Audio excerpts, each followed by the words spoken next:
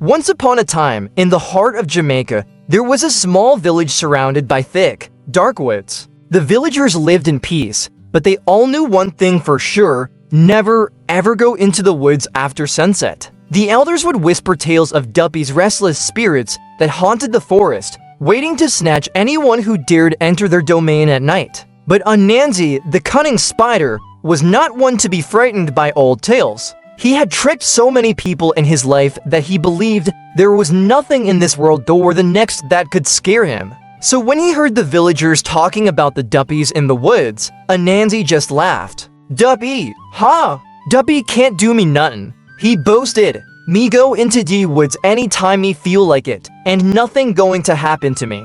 The villagers shook their heads and warned Anansi to stay away, but he just waved them off. The more they told him to be careful, the more determined Anansi became to prove them wrong. One evening, as the sun began to set and the sky turned a deep shade of purple, Anansi decided it was time to show everyone that he wasn't afraid of any Duppy. He waited until the village grew quiet and everyone was tucked away in their homes. Then he set off toward the dark woods. As Anansi stepped into the shadowy forest, the air around him grew cold, and the trees seemed to close in on him. The once familiar sounds of crickets and frogs disappeared, replaced by an eerie silence that made Anansi's hair stand on end. But Anansi, being the bold spider he was, pressed on. "Me not afraid of no Duppy," he muttered to himself, though his voice sounded a little less confident than before. "Duppy only come out for people who believe in them, and me don't believe in no Duppy."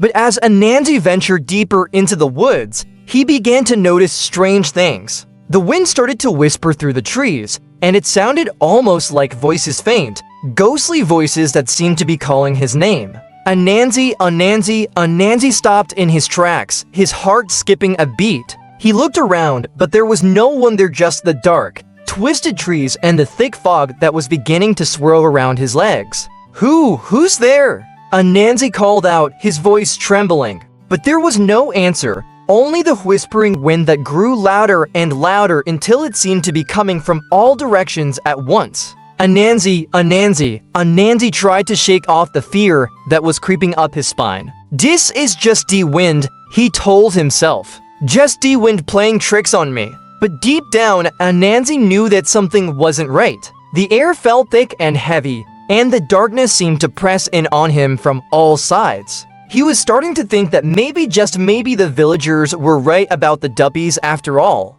Determined not to let his fear get the best of him, Anansi pushed forward.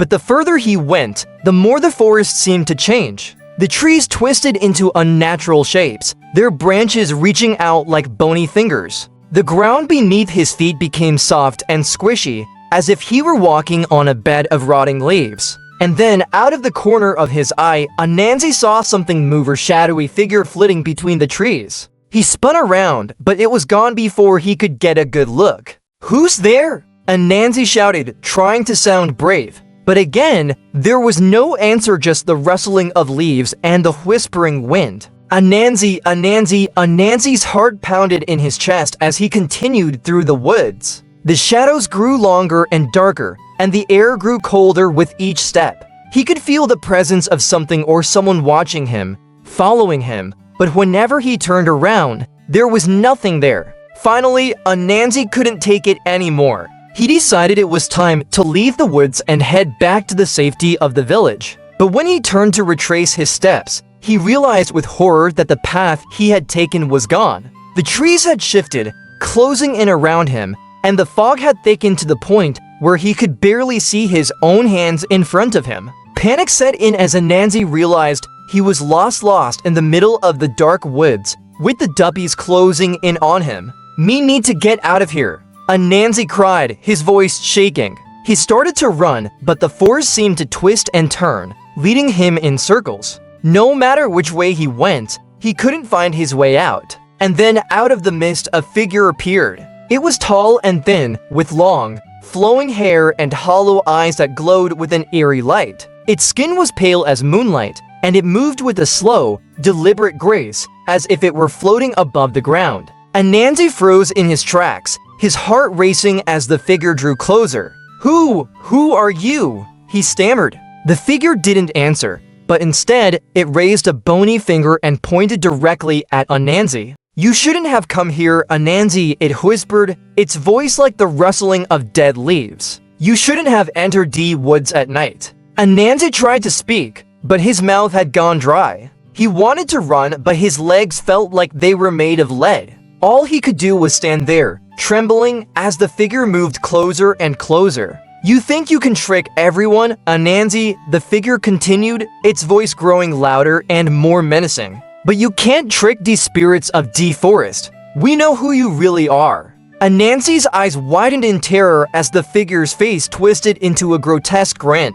"And now, Anansi, it's time for you to pay the price for your foolishness." Suddenly, the figure lunged at Anansi, its bony hands reaching out to grab him. Anansi let out a scream and bolted in the opposite direction, running as fast as his legs could carry him. He didn't care where he was going, he just needed to get away. But no matter how fast he ran, the figure was always right behind him, its hollow eyes glowing in the darkness. The trees seemed to close in on him, their branches clawing at his clothes and scratching his skin. The fog thickened and the air grew colder until Anansi could see his breath in front of him. "Help! Somebody help me!"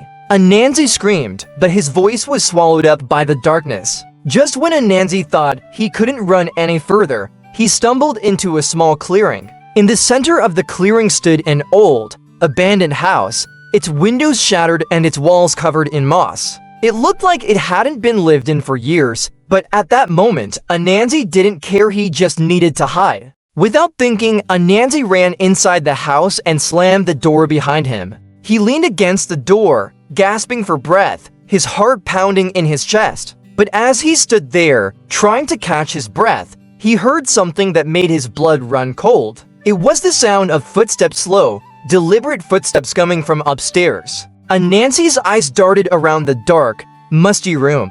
There was nowhere to hide, nowhere to run. The footsteps grew louder, echoing through the empty house, and Anansi knew that whatever was upstairs was coming for him. He backed away from the door, his hands trembling, and then he saw it, a shadowy figure descending the staircase. It was tall and thin, just like the figure he had seen in the woods, but now it was even more terrifying. Its eyes glowed with a fiery red light, and its mouth was twisted into a sneer that made Anansi's skin crawl. "You can't escape, Anansi," the figure hissed as it reached the bottom of the stairs. "You made a grave mistake by coming here." Anansi's back hit the wall, and he realized he was trapped. The figure moved closer, its eyes burning into his soul, and Anansi knew that there was no way out. Just as the figure reached out to grab him, Anansi did the only thing he could think of. He began to sing. His voice was shaky and off-key, but he sang with all his might, hoping that the song would somehow drive the Duppy away. To his surprise, the figure paused, its hand hovering in the air. The red glow in its eyes flickered, and for a moment, it seemed almost confused. Anansi, seeing his chance, sang louder, his voice growing stronger with each note. He sang a song about bravery and cunning, about outsmarting enemies and escaping danger. And as he sang, the figure began to shrink, its form growing weaker and more transparent. "Me not afraid of you," Anansi sang, his confidence returning. "Me going to survive, no matter what you try." The figure let out a terrible screech and began to fade away, its body dissolving into the air like mist. Anansi kept singing until the figure was completely gone, and the room was silent once more. Anansi collapsed to the floor, his body shaking with relief. He couldn't believe what had just happened. He had faced a Duppy and lived to tell the tale. But as Anansi sat there, catching his breath, he realized that he was still in the middle of the dark woods, and he still had no idea how to get home. Just then, the front door creaked open, and a soft light spilled into the room. Anansi looked up to see an old woman standing in the doorway, holding a lantern. She was small and hunched over, with silver hair that fell in waves around her wrinkled face. "You all right, Anansi?" the old woman asked, her voice gentle. Anansi nodded, too exhausted to speak. The old woman smiled and stepped inside, her lantern casting a warm glow over the room.